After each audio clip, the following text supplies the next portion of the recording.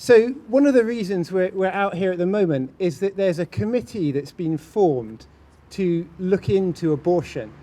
This committee has not been set up in the normal statutory way, which means it doesn't go through the normal procedures. And it means that the people selected for that committee are not selected in the normal way either. On this committee, which is looking to reform abortion law, there are 16 people. 6 of them work for the abortion industry. 10 of them have already written articles which are calling for the decriminalisation of abortion. So from that committee, it's pretty clear where that's going to go. In Scotland, every single year, there are 18,000 lives taken in the womb. And as you look in front of you, there are these 18,000 lights, each one representing one of these children taken in the womb.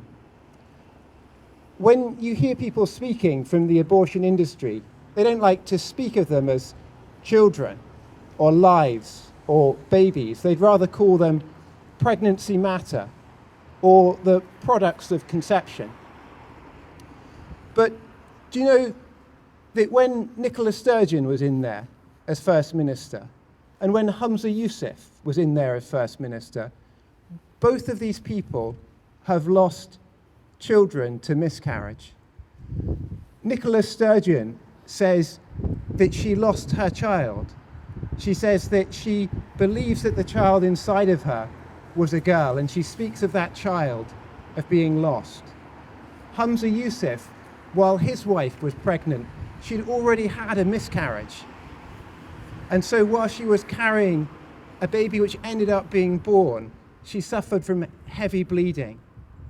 And Humza Yousaf said, "I feared we were going to lose the baby." And that was a traumatic experience for him. And after going through that experience, he says that there needed to be bereavement counselling for people that have been through miscarriage.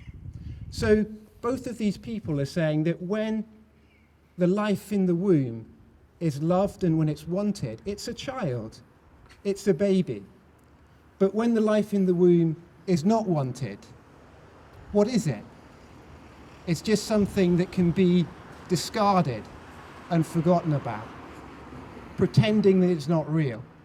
There's been a lot of unreality in this parliament, a lot of fantasy, where people have been saying things which are plainly obvious to everyone, that it's wrong, and we've all been meant to go along with it.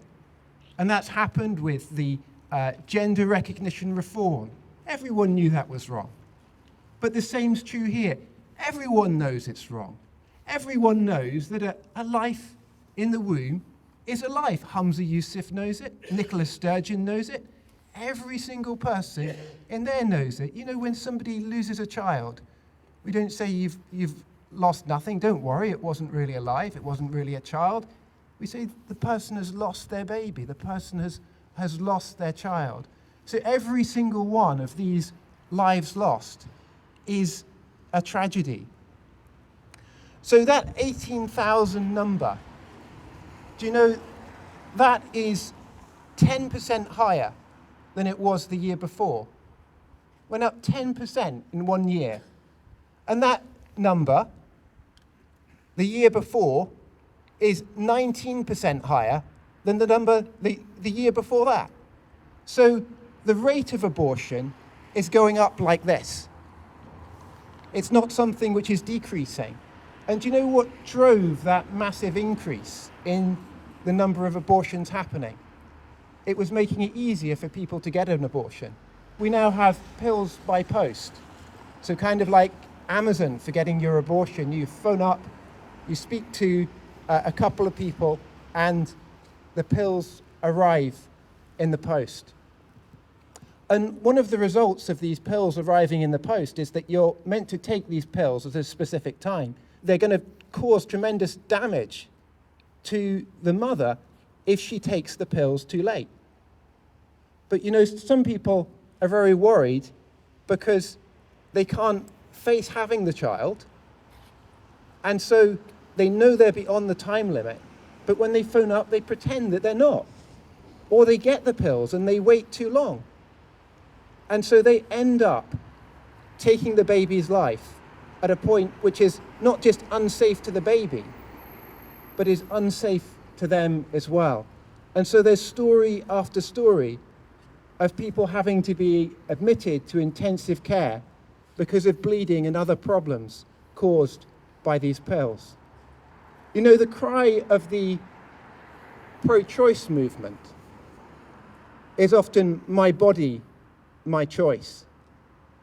But as we've heard from what even Humza Yousaf and Nicola Sturgeon have said, that it's not your body. There are two bodies here. There's the body of the mother and there's the body of her child. So if it's not your body, then it's not your choice. We've heard it said that it's healthcare, but if you're taking the life of somebody, it means that you can't care about them. It's more like health, don't care. You're not concerned about the health of this child because you're taking the life of this child. And that's what abortion does. It takes a life away. One life that would have grown up now won't be there. There are many people that say, well, men can't speak on abortion. Abortion is a women's issue. Only women can speak about this. But in society, it's the job of men. If there's a war, the men are conscripted. They're asked to go out and fight. In Ukraine, we saw this. We saw all the young men first. They were told it's your duty to go out and fight, to go, many of them, to die for their country. The women were allowed to fight, but they had a choice to fight. And many, many Ukrainian men have lost their life fighting. The same in the world wars here. The men were conscripted to fight. When the Titanic was sinking, the men had to let the women and the children onto the lifeboats first, and there was pretty much only room for them. It was the job of the men to lay down their lives to save the life of women and of children. And so we're being told as men, in one situation, it's our duty to lay down our lives to save the lives of children and of women. But in another situation, we're told this is of no consequence. In one situation, the life of a child is worth so much that I should die for it. In another situation, I'm just meant to look the other way and say, well, that's a women's issue. There's a duty on men, I believe, to speak up. You know that 18,000 figure? Do you know what that represents? That's 50 lives every day. 50 lives taken away every single day. How long are you going to wait before you speak up? You know, the way things change with the laws to do with abortion is in parliaments. The reason there's so many abortions in this country is because the law permits it. The law says this is fine. The law says this is your right. And then it's taught to every child in the country that if you get pregnant, these are your options. These are what you can do. And it's absolutely fine. Every time I post a video on YouTube, it comes up with a little notice because you mentioned abortion. It basically says, oh, abortion is healthcare or something like that, you know. And so there's this thing where people are told this is okay and this is fine. All these lives being taken away. It's nothing to worry about. You know, if you're a woman and you stand up and you speak out against abortion, you get told off too. You're told you're a traitor. You're not meant to speak up on this because it's all about women's rights. But half of those lives taken away are girls. Half of the lives taken away in the womb are girls. So we have a duty to speak up on this issue. But the sheer number of lives being taken away, that means if we don't speak up, then this keeps on happening. And so it's great to see everyone that's turned out today And the fact that you've turned up means that this is something that you believe very passionately about. But each of us needs to speak up in the spheres that we stand in. If you're watching this on a video, you need to send it to other people. If you've got leaflets, give them to other people. Speak up and make your voice heard.